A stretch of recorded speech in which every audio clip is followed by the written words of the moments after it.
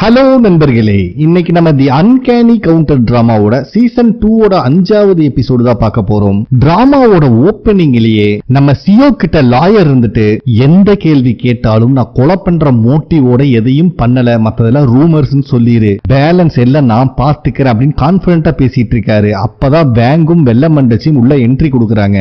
வந்தவன் நம்ம ஹீரோ அங்க இருக்கிறதையும் பாக்கறான். நெக்ஸ்ட் சீன்லயே ஜட்ஜு சியோக்கு அவன் தரப்பு நியாயத்தை சொல்றாங்க. அப்ப சியோ இருந்துட்டு நான் பண்ணது தப்புதான், அவனை உயிரோட விட்டுருக்க கூடாது, மறுபடியும் எனக்கு சான்ஸ் கிடைச்சா கண்டிப்பா கொன்றுவேன் அப்படின்னு பேசுறான். இத பார்க்க எல்லாரும் செம்ம ஷாக் ஆகுறாங்க. சியோக்கோட லாயரும் இவரோட ஒய்ஃப் இறந்ததுல மென்டலா அன்பிட்டா இருக்காரு அப்படின்னு சொல்லி சமாளிக்க பார்த்துட்டு இருப்பாரு. ஆனா நம்ம சியோக்கு வில்லத்தனமா ஹீரோவை பார்த்துட்டு இருக்கான். இத பாக்குற ஹீரோக்கு டெட் ஷாக் ஆகுது. ஆனா இங்க நடக்கிற எல்லாத்தையும் வேங் என்ஜாய் பண்ணிட்டு இருக்கான். யாரா சாமி இவன், எனக்கு இவனை ரொம்ப பிடிச்சிருக்கு, வச்சு செய்யறானே அப்படிங்கிற மாதிரி ரசிச்சிட்டு இருக்கான். சோ இந்த கேஸ் ட்ரையலும் ஃபெயிலியர் ஆயிருச்சு. இப்போதைக்கு சியோக்குனால வெளியே வர முடியாது. அப்ப நம்ம ஹீரோ தான் சியோ கிட்ட போய் பேசுறான். நீங்க கவலைப்படாதீங்க, எப்படியாவது உங்களை நாங்க வெளியே கொண்டு வந்துருவோம், எதை நினைச்சும் நீங்க ஃபீல் பண்ணிட்டு இருக்க வேண்டாம் அப்படின்னு நீங்க சொல்லிட்டே இருக்கும் போது சியோக்கு இருந்துட்டு லீ இறந்ததுதான், அது இதுக்கு மேல மாத்த முடியாது, ஆனா அவளை கொலை பண்ணவனை நான் மன்னிச்சு விட்டாதான் வெளியே வருவேன் அப்படின்னா அப்படி எனக்கு வெளியே வரணும்னு அவசியம் இல்லை அப்படின்னு சொல்லிட்டு போயிடுறாரு. நெக்ஸ்ட் நம்ம ஹீரோ தான் சியோ கூட அம்மா கூட வீட்டு வரைக்கும் வந்திருக்காரு. ஏன்னா அவங்க தனியா போறாங்க, மனசளவுல உடைஞ்சிருக்காங்க நல்லாவே தெரியும். ஆனா இன்னைக்கு கோர்ட்ல சியோ பேசினது அவங்க அம்மானால ஏத்துக்கவே முடியல, ரொம்பவே ஃபீல் பண்ணி அழுகுறாங்க. நம்ம ஹீரோ தான் சமாதானப்படுத்திட்டு இருக்கான். இதை எல்லாத்தையும் வேங்கும் வெள்ள மண்டச்சியும் தூரமா இருந்து வாட்ச் பண்ணிட்டு தான் இருக்காங்க. சியோ கூட அம்மா தூங்குனதுக்கு அப்புறம் வேங்கும் வெள்ள மண்டச்சியும் வீட்டுக்குள்ள புந்து நோட்டம் விட்டுட்டு இருக்காங்க. அப்ப வெள்ள மண்டச்சி சியோ கூட அம்மாவோட மெமரியை ரீட் பண்ணிட்டு இருக்கா. அதே சமயத்துல வேங்கு சியோக்கு வாங்கின சர்டிபிகேட்ஸ் எல்லாம் பார்த்துட்டு இருக்கான் வீட்டுல. சோ வெள்ள மண்டச்சி இருந்துட்டு உண்மையாலுமே அவன் ரொம்ப ரொம்ப நல்லவனா இருந்திருக்கான், பெஸ்ட் சேவியர்னு சொல்லிட்டு அவார்டே வாங்கியிருக்கான், நிறைய பேத்து உயிரையும் காப்பாத்திருக்கான், எனக்கு தெரிஞ்ச அவன் மனைவியும் குழந்தை இறந்ததுக்கு அப்புறம் தான் இப்படி மாறி இருக்கணும் அப்படின்னு சொல்றான். அது மட்டும் இல்லாம இவனால எப்படி நம்மளை காப்பாற்ற முடியும் நீ நினைக்கிற, இவன் பொண்டாட்டியை கொன்னவனை தனியா அவனால கொல்ல முடியல அப்படிங்கிற மாதிரி இவன் கேட்கும் போது வேங் இருந்துட்டு நான் கோர்ட்ல அவன்கிட்ட வேற மாதிரி ஒரு பவரை உணர்ந்தேன், சோ இது தெரிஞ்சுக்கணும்னா ஃபர்ஸ்ட் அவனை நம்ம வெளியே கொண்டு வரணும் அப்படிங்கிற மாதிரி பேசிட்டு இருக்கான். நெக்ஸ்ட் சீன்ல வேற ஹவுஸ்ல நம்ம ஆளுதான் உட்காந்து பேசிட்டு இருக்காங்க. இன்னைக்கு என்ன நடந்துச்சு அப்படிங்கறத ஜாங் கிட்டையும் மாவோக்கி கிட்டையும் எக்ஸ்பிளைன் பண்ணிட்டு இருக்காங்க. அப்ப நம்ம மோடாக் இருந்துட்டு ஆஸ் அ டிடெக்டிவா நான் சியோ கிட்ட நிறைய சேஞ்சஸ் பார்த்தேன், இப்ப இல்லைனாலும் எப்ப சந்தர்ப்பம் கிடைச்சாலும் அவங்களை கொன்றுவான், அந்த அளவுக்கு வெஞ்சன்ஸ் அவங்கிட்ட இருக்கு அப்படிங்கிற மாதிரி சொல்றான். நம்ம மாவோக்கிக்கு செம காண்டாகுது. ஏண்டா சியோக்கு நம்ம எத்தனை வருஷமா பார்த்துட்டு இருக்கோம், அவன் எவ்வளவு நல்லவன் நம்ம எல்லாத்துக்குமே தெரியும், அவன் லைஃப்ல இப்படி ஒரு சம்பவம் நடந்துருச்சு அதனால அப்செட் ஆயிருக்கான் அப்படிங்கிற மாதிரி இவங்க பேசிட்டே இருக்கும் போது நம்ம பாங் இருந்துட்டு நான் திரும்பி வந்துட்டேன் அப்படின்னு சந்தோஷமா கொண்டு வந்து பார்ட்டி எல்லாம் செலிப்ரேட் பண்றாங்க. இவங்களுக்கு செம காண்டாகுது. மோடாக்கு திட்டிட்டு போயிடுறான், மாவோக்கி ஃபார்மாலிட்டிக்கு வாப்பா தம்பி அப்படின்னு சொல்லிட்டு அவங்க பாட்டுக்கு உள்ள போயிடுறாங்க. ஹீரோயினும் வந்தோன்னு மூஞ்சி கேட்ட வேண்டாம்னு சொல்லி வெல்கம் அப்படின்னு சொல்லிட்டு அவளும் போயிடுறா. இதுல ஜாங் வேற தம்பி நீ செலிப்ரேட் பண்றங்க தெரியல, இடத்த நான் அடிச்சிட்டா நீயே கிளீன் பண்ணின்னு சொல்லிட்டு அவளும் போயிடுறாரு. பாங்குக்கு சரியான கடுப்பாகுது, ஏன்டா திரும்பி வா நீங்க தான்டா கூப்பிட்டீங்க, இப்ப என்னவே வேலை வாங்கிட்டு இருக்கீங்களேடான்னு புலம்பிட்டு இருக்கான். நெக்ஸ்ட் நம்ம ஹீரோ அவங்க தாத்தா பாட்டி தான் பாக்கலான்னு வந்தா அவங்க ஆல்ரெடி வெளியே தான் வெயிட் பண்ணிட்டு இருக்காங்க.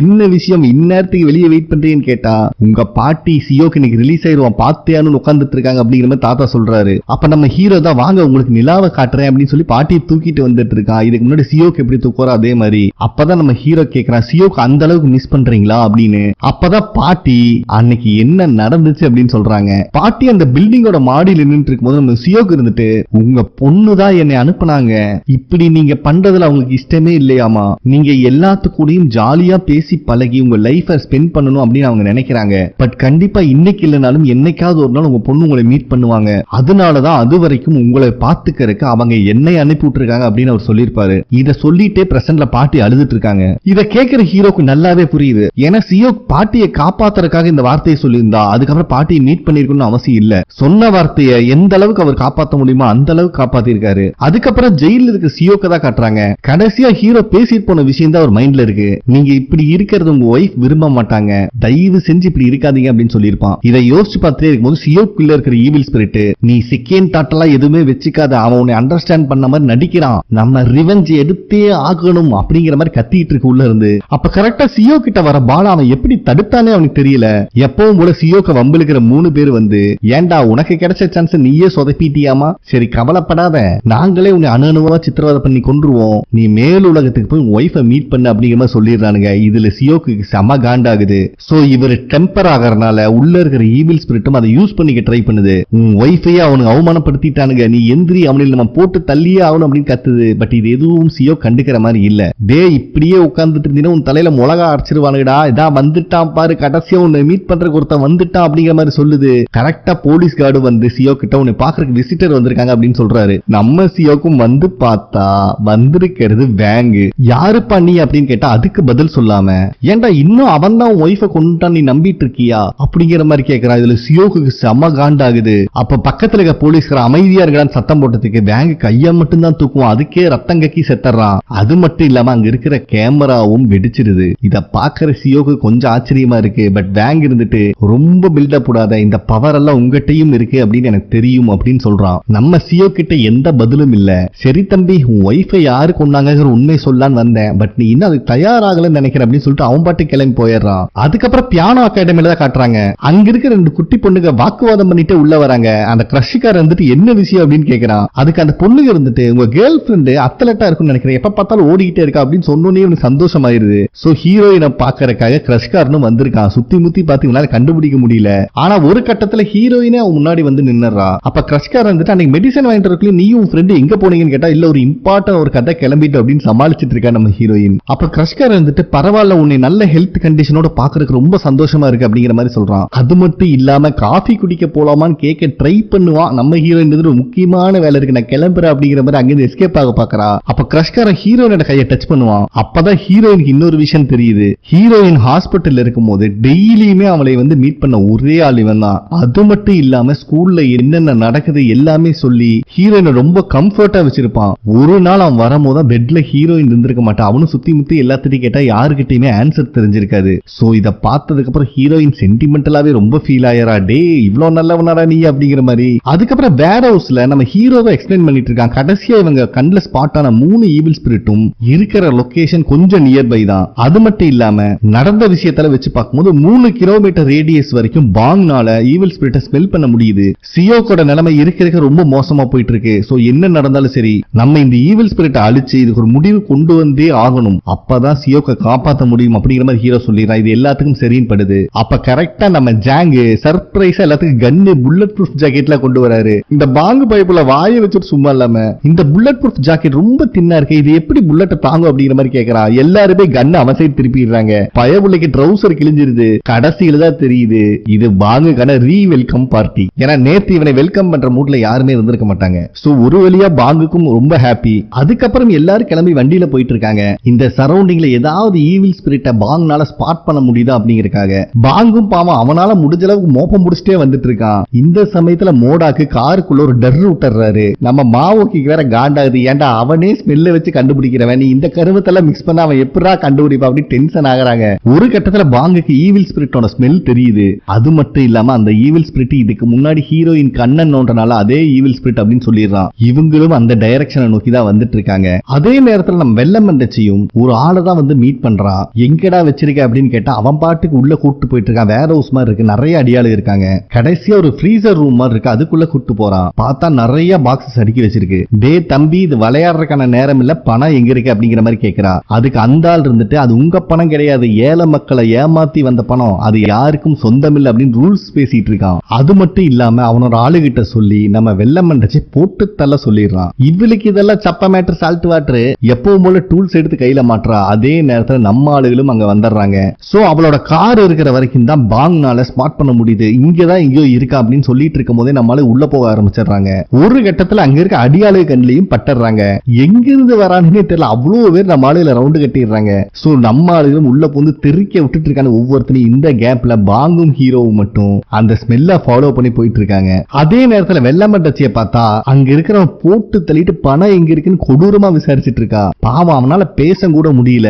சோ அவனோட மெமரியும் ரீட் பண்ணி பணம் எங்க இருக்குன்னு கண்டுபிடிச்சிடறா. இந்த சமயத்துல பாங்கும் ஹீரோவும் அங்க வந்துடுறாங்க. ஹீரோவை பாக்குற வெள்ளமண்டச்சிக்கு டர் ஆயிருது, அங்கிருந்து ஓட ஆரம்பிச்சிடறா. நம்ம ஹீரோக்கும் என்ன நடக்குதுன்னு தெரியல. அதனால நம்ம ஹீரோவும் அவனோட மெமரியை ரீட் பண்ணிட்டு இருக்கான். இந்த சமயத்துல பாங்கு வெள்ளமண்டச்சி துரத்திட்டு ஓடிட்டு இருக்கான். நம்ம வெள்ளமண்டச்சியும் போற வழியில இருக்கிற பைப் எல்லாம் உடைச்சு விட்டுட்டே போயிட்டு இருக்கா. ஒரு கட்டத்துல பின்னாடி வந்த பாங்குனால மூச்சு விட முடியல. ஐயோ என் மூக்கு போச்சே அப்படின்னு கத்திட்டு இருக்கான். இத கேட்கிற வெள்ளமண்டச்சிக்கு லைட்டா டவுட் வந்துருது. அதுக்குள்ளேயும் ஹீரோவும் அங்க வந்துடுறான். அதனால அவங்க எஸ்கேப் ஆயிடுறா. ஒரு வழியா ஹீரோ தான் நம்ம பாங்க வெளியே கூப்பிட்டுட்டு வரான். மாவோக்கி இவனை செக் பண்ணி பார்த்துட்டு நிறைய நிறைய கேஸை இன்ஹேல் பண்ணிட்டான், இதுதான் பிரச்சனை அப்படின்னு சொல்லிடுறாங்க. அப்ப கரெக்டா இவனுகிட்ட இருந்து அடிவாங்கினதுல ஒருத்தன் தாவி தாவி வெளியே வந்துட்டு இருக்கான். உள்ள போறா நாயே அப்படின்னு ஒரு சத்தம் மோடாக்கு போட்டோன்னே வந்த பொசிஷன்லயே உள்ள போறான். அப்பதான் நம்ம ஹீரோ இருந்துட்டு அந்த அடியாள் கிட்ட இவன் பார்த்த விஷயம்ல சொல்லிட்டு இருக்கான், இந்த ஹவுசிங் ஸ்கேல் ஸ்கேம்ல நடந்த பணத்துக்காக தான் இவன் இங்க வந்திருக்கா, பட் வேற யாரோ அதுக்கு முன்னாடி எடுத்துட்டு போயிட்டாங்க, மாத்தி மாத்தி பணத்துக்காக இவனுக்குள்ளேயே துரோகம் பண்ணிட்டு இருக்காங்க அப்படிங்கிற மாதிரி சொல்றான். இத கேட்கிற மாபோக்கிக்கு இப்பதான் புரியுது.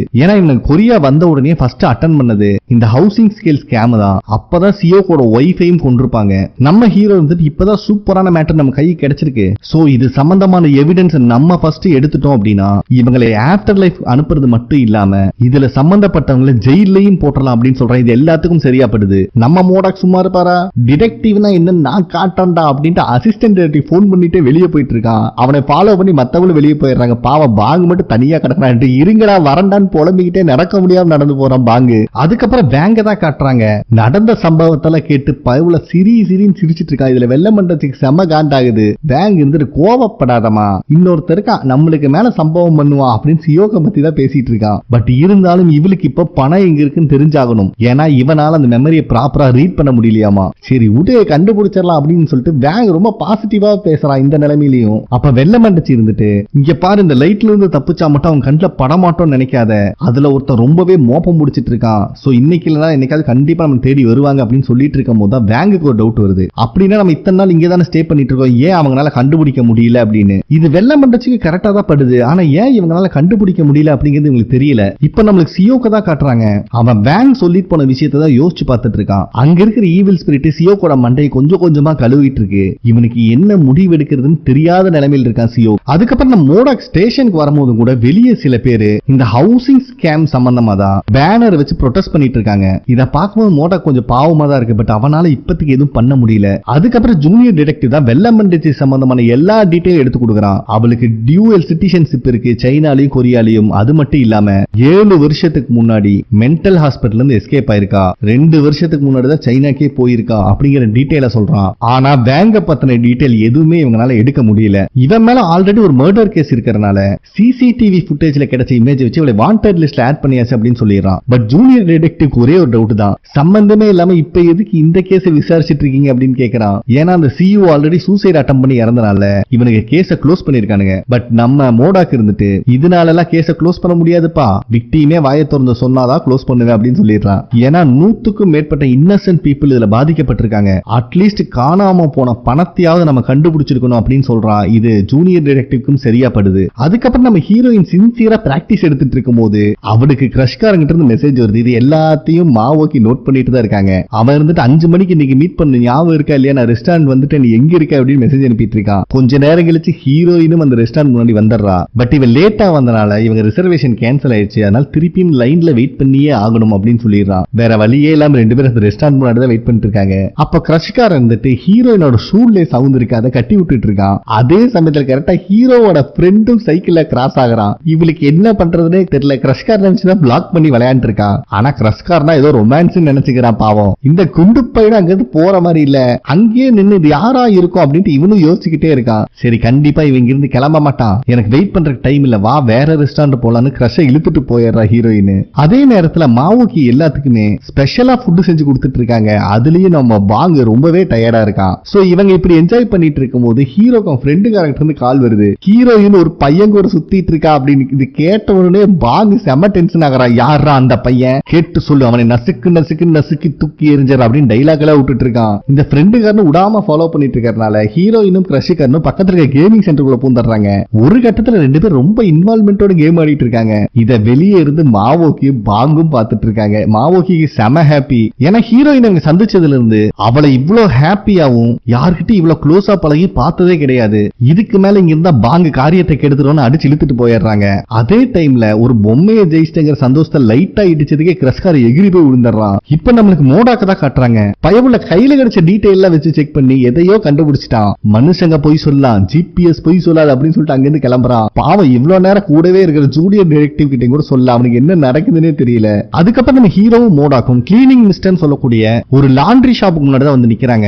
மோடாக் இருந்துட்டு வெள்ள மண்டச்சி தப்பிச்சு போகும்போது அங்க இறந்தவங்களோட நிறைய பேர் ஜிபிஎஸ் இங்க அடிக்கடி வந்துட்டு போயிருக்கு அப்படின்னு சொல்றாரு. பட் அவர்னால வாரண்டி இல்லாம உள்ள போக முடியாது. அதனால ஹீரோ அவனோட பவரை யூஸ் பண்ணி சிசிடிவி கேமரா கேமராவையும் தூக்கிடுறான், டோரையும் ஓபன் பண்ணி விட்டுறான். உள்ள வந்து பார்த்தா அட்வான்ஸ் லெவல் கம்ப்யூட்டர் ஒன்னு போட்டிருக்கானுங்க.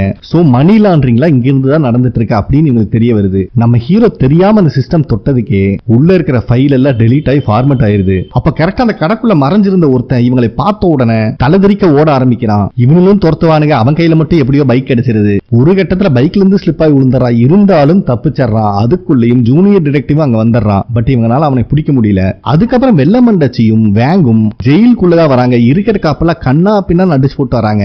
சியோக்கு அங்கதான் இருக்கான். என்னப்பா உண்மையை கண்டுபிடிச்சா அப்படிங்கிற மாதிரி வேங் கேட்கறான். டே தயவு செஞ்சு உண்மையை சொல்லிடுறா அப்படின்னு வேங்கோட சட்டையை பிடிச்சா அவன் கண்ணா பின்னா நார கிளி கிழிச்சறான் சியோக்க. உங்ககிட்ட எல்லா பவரும் இருக்குன்னு ஆல்ரெடி சொல்லிட்டேன், உண்மையை நீ தான் கண்டுபிடிக்கணும் அப்படிங்கிற மாதிரி சொல்லி அடிச்சு தூக்கி தும்சம் பண்ணிடுறான். அப்பவும் சியோக்கு அந்த எலிவேட்டர்ல இருந்த பார்க்கு தான் என் ஒய்ஃபை கொன்னா அப்படிங்கிற மாதிரி சொல்றான். ஆக்சுவலா கொன்னது வேங்கு. தெரிஞ்சா சியோக் சப்போர்ட் பண்ண மாட்டான். அதனால வேங்கோ ஆமா இந்த பார்க்கு தான் கொன்னா, நல்லா ஞாபகம் வச்சுக்கோ அப்படின்னு சொல்லிட்டு நம்ம சியோக்கு அங்கேயே மயக்கமாக வச்சுட்டு அங்கிருந்து கிளம்பிடுறானுங்க. அதுக்கப்புறம் நம்ம ஹீரோ இதுக்கு முன்னாடி இந்த லாண்ட்ரி ஷாப்ல இருந்து ஒரு பைக்ல எஸ்கேப் ஆயிருப்பான். அவன் கழுத்துல இந்த டேட்டூவை பார்த்திருப்பான். சோ இவனுக்கு ஞாபகம் இருக்கிற அளவுக்கு அதை உறைஞ்சு கொண்டு வந்து காட்டுறான். பட் நம்ம மோடாக்டா டிடெக்டிவ் ஆச்சே, டே இந்த காலத்துல இது எல்லாருமே குத்திட்டு திரியறானுங்க, இதை வச்சு கண்டுபிடிக்கிறது ரொம்ப கஷ்டம் அப்படின்னு சொல்லிடுறான். நெக்ஸ்ட் சீன்ல நம்ம ஹீரோ சியோக்கோட அம்மா தான் வந்து மீட் பண்றான். அவங்க கொஞ்சம் ட்ரெஸ்ஸஸ் எல்லாம் சியோக்காக கொடுத்துடுறாங்க.